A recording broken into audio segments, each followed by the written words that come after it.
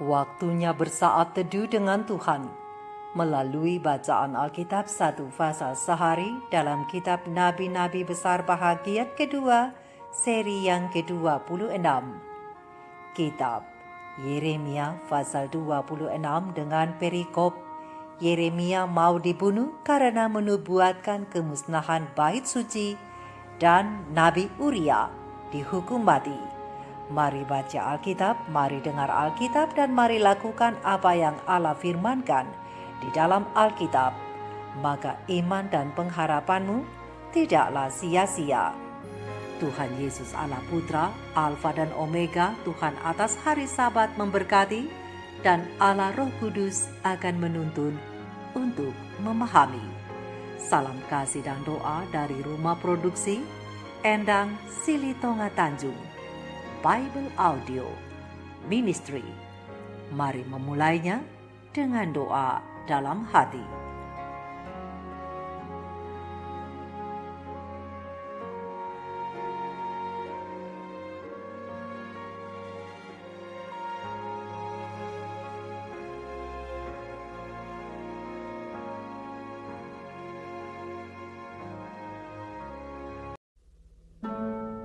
Pada permulaan pemerintahan Yoyakim, anak Yosia Raja Yehuda, datanglah firman ini dari Tuhan.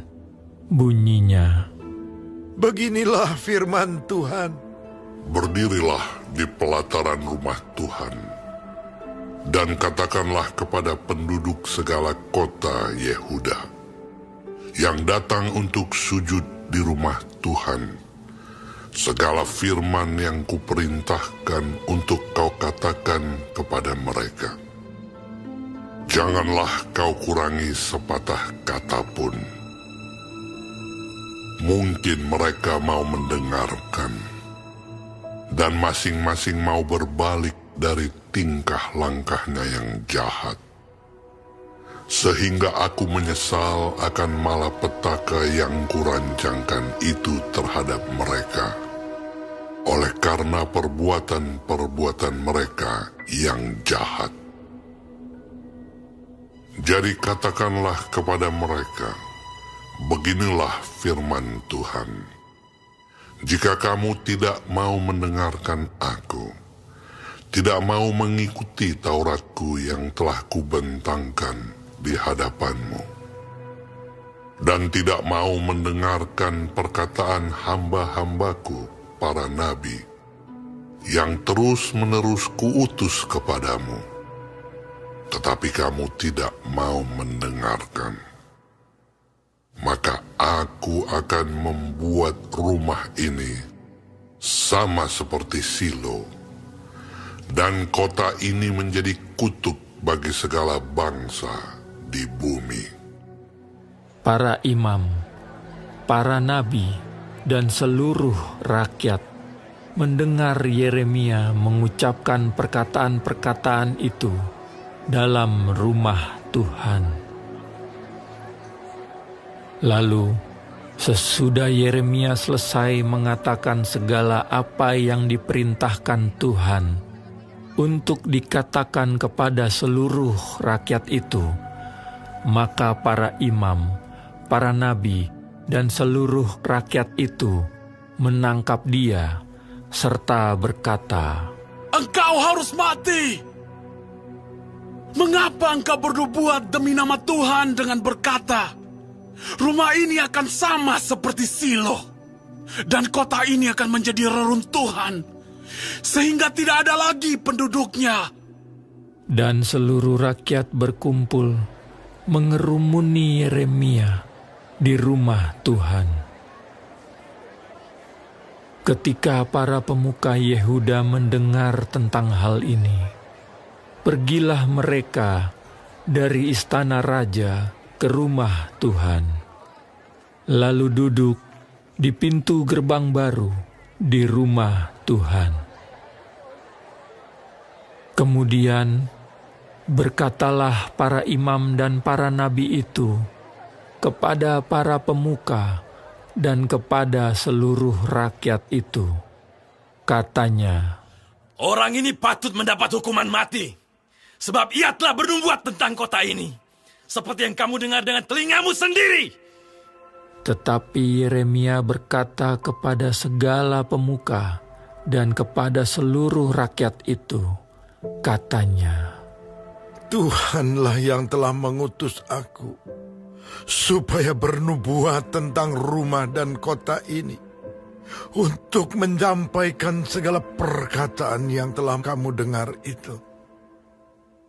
Oleh sebab itu, perbaikilah tingkah langkahmu dan perbuatanmu, dan dengarkanlah suara Tuhan Allahmu, sehingga Tuhan menyesal akan malapetaka yang diancamkannya atas kamu.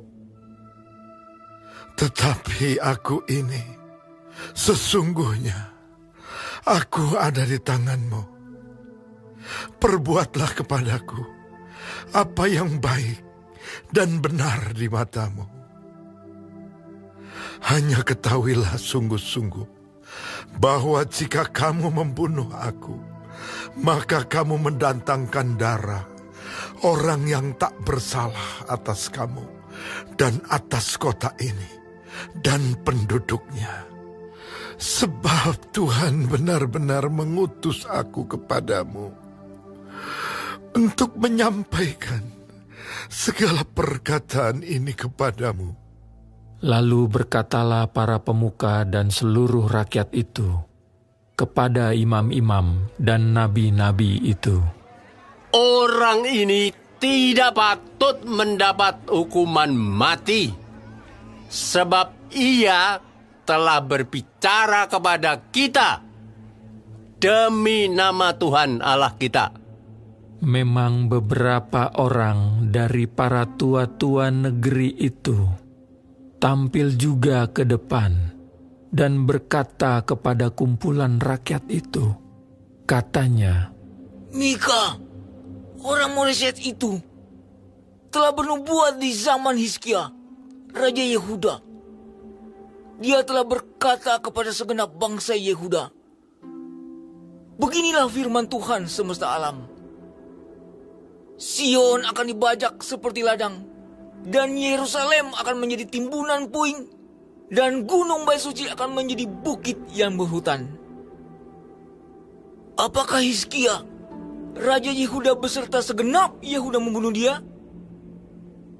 Tidakkah ia takut akan Tuhan, sehingga ia memohon belas kasihan Tuhan, agar Tuhan menyesal akan malapetaka yang diancamkannya atas mereka? Dan kita, maukah kita mendatangkan malapetaka yang begitu besar atas diri kita sendiri? Ada juga seorang lain yang bernubuat demi nama Tuhan, yaitu Uria bin Semaya dari Kiryat Yearim. Dia bernubuat tentang kota dan negeri ini, tepat seperti yang dikatakan Yeremia. Ketika Raja Yoyakim bersama-sama dengan segenap perwiranya dan semua pemuka mendengar perkataan orang itu, maka raja pun mencari ikhtiar untuk membunuhnya. Mendengar hal itu, maka takutlah Uria, lalu melarikan diri dan tiba di Mesir. Kemudian Raja Yoyakim menyuruh orang ke Mesir, yaitu Elnatan bin Akhbor beserta beberapa orang. Mereka mengambil Uria dari Mesir dan membawanya kepada Raja Yoyakim. Raja menyuruh membunuh dia dengan pedang dan melemparkan mayatnya ke kuburan rakyat biasa.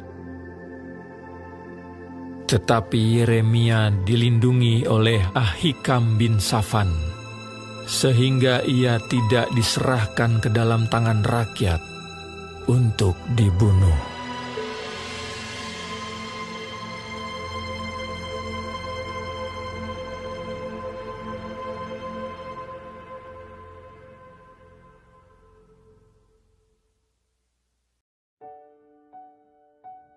Kita telah menyelesaikan bacaan Alkitab 1 pasal sehari dalam kitab Yeremia pasal yang ke-26. Sedikit perenungan melalui pasal ini tentang amaran dan peringatan dengan ayat panduan perenungan terang besar Alkitab Yeremia 26 ayat 2 dan 3 dengan bunyi nas. Beginilah firman Tuhan, berdirilah di pelataran rumah Tuhan, dan katakanlah kepada penduduk segala kota Yehuda yang datang untuk sujud di rumah Tuhan, segala firman yang kuperintahkan untuk kau katakan kepada mereka. Janganlah kau kurangi sepatah kata pun. Mungkin mereka mau mendengarkan dan masing-masing mau berbalik dari tingkah langkahnya yang jahat, sehingga aku menyesal akan malapetaka yang kurancangkan itu terhadap mereka oleh karena perbuatan-perbuatan mereka yang jahat. Sahabat-sahabat firman, sahabat sorgawi yang dikasihi oleh Tuhan di mana saja berada, dari permulaan pemerintahan Yoyakim, Yeremia mempunyai sedikit harapan untuk menyelamatkan negeri kecintaannya dari kehancuran dan orang banyak dari penawanan. Untuk itu, ia tidak diizinkan untuk berdiam diri sementara kehancuran sedang mengancam kerajaan itu. Mereka yang tetap setia kepada Tuhan harus didorong semangatnya untuk bertekun dalam melakukan perbuatan-perbuatan yang benar. Dan bagi orang yang masih gemar melakukan dosa, harus dibujuk agar sekiranya mungkin mereka berbalik dari kejahatan mereka itu. Krisis ini menuntut usaha umum dan yang jauh jangkauannya. Untuk itu Yeremia diperintahkan oleh Tuhan berdiri di halaman bait suci dan berbicara kepada orang-orang Yehuda yang keluar masuk. Dari pekabaran-pekabaran yang diberikan kepadanya, ia tidak boleh melewatkan satu kata pun, supaya orang-orang berdosa itu dapat memperoleh kesempatan sepenuhnya untuk mendengarkan dan meninggalkan jalan-jalan mereka yang jahat itu. Nabi Yeremia menurut, ia berdiri di pintu gerbang rumah Tuhan, dan di sanalah ia mengangkat suaranya, memberikan amaran dan peringatan.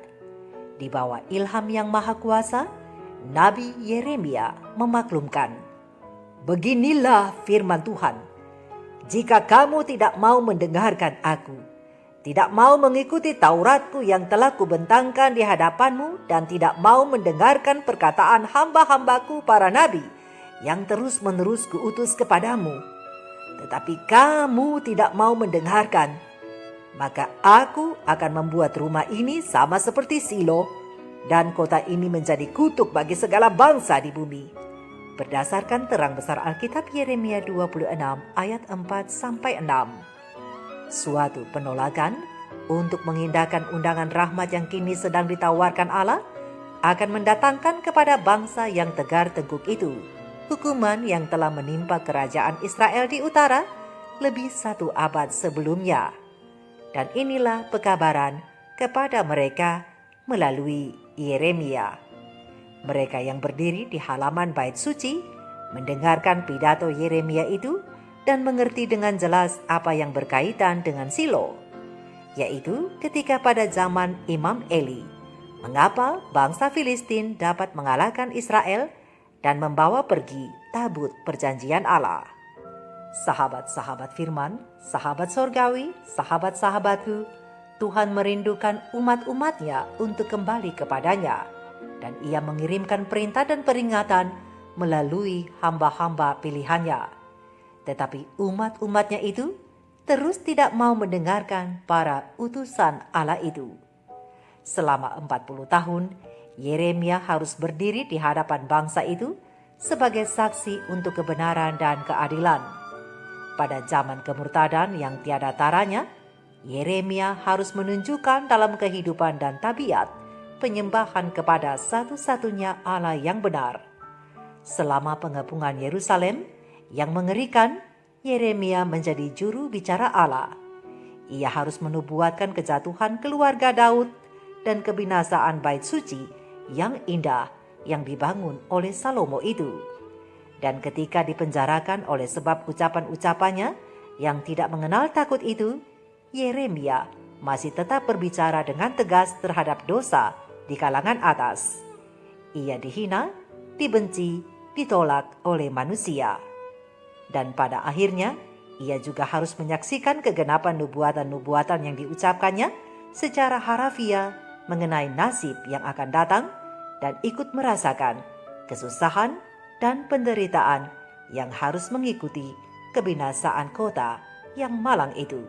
Terang kecil pena ilham ilahi roh nubuat para nabi dan raja, halaman 238 alinea kedua sampai alinea yang keempat, halaman 240 alinea pertama dan kedua, dan halaman 235 alinea ketiga. Sahabat-sahabat firman, sahabat sorgawi, kita juga sedang dipanggil saat ini melalui pesan ilahi untuk tidak terus mencintai dosa, dan bahwa hati Allah yang penuh kasih itu datang menjangkau kita orang-orang berdosa yang selalu terlibat dengan hal-hal duniawi yang kotor, yang bila terus dilakukan akan mengakibatkan kebinasaan bagi diri kita sendiri. Juga pesan Allah tentang Yesus dan apa yang telah Ia lakukan untuk kita tidak akan selalu diterima dengan baik. Apalagi tentang pesan penghakiman yang akan datang yang ditemukan dalam kitab Wahyu. Banyak orang yang menertawakan dan menganggapnya aneh. Akan ada banyak juru kabar yang akan menghadapi ejekan dan cemoohan seperti yang dialami oleh Nabi Yeremia karena pekabaran-pekabaran itu. Tetapi hamba-hamba Tuhan yang setia setiap hari itu akan dikuatkan untuk teguh bertahan. Melalui orang-orang pilihan itu, Tuhan Yesus sedang bekerja untuk membangunkan kita dan orang-orang yang sedang tertidur dan mati rohaninya. Firman Tuhan berkata, "Bangunlah hai kamu yang tidur dan bangkitlah dari antara orang mati, dan Kristus akan bercahaya atas kamu." Efesus 5 ayat 14. Untuk itu sahabat-sahabatku, berpalinglah kamu kepada teguranku, kata firman Tuhan. Sesungguhnya aku hendak mencurahkan isi hatiku kepadamu dan memberitahukan perkataanku kepadamu. Terang besar Alkitab Amsal 1 ayat 23. Sahabat-sahabat firman, sahabat-sahabatku, sahabat sorgawi, bagi mereka yang tidak bertobat seperti Yerusalem ataupun Silo, maka tangan Tuhan teracung untuk melawan mereka. Tetapi bagi mereka yang mau bertobat, Tuhan akan mengampuni dan memulihkan serta menyelamatkan. Sahabat-sahabatku, pilihan memang ada di tangan kita, tetapi ingatlah, hukuman maupun keluputan ada di tangan Tuhan. Manakah yang kita pilih? Apa yang kita pilih? Di sanalah nasib kita digantungkan. Mari kita renungkan ini bersama. Maranatha, Shalom.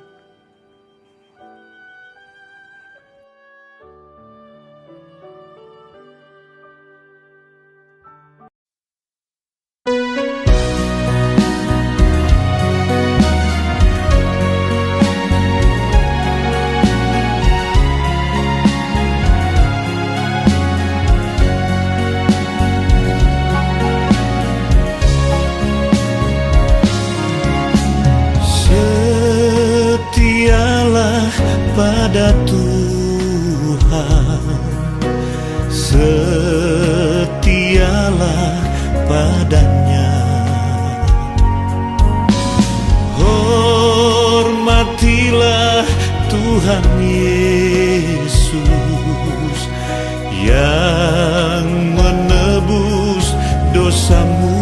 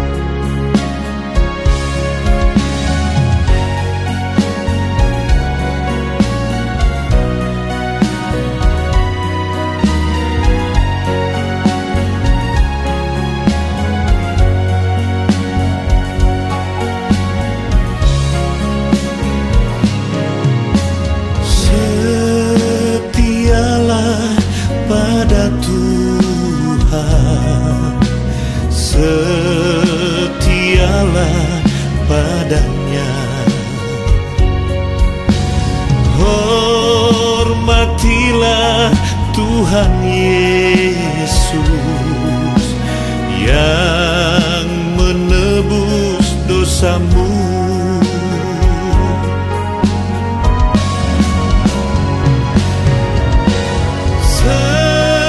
Setialah pada Yesus, hormatilah firman-Nya.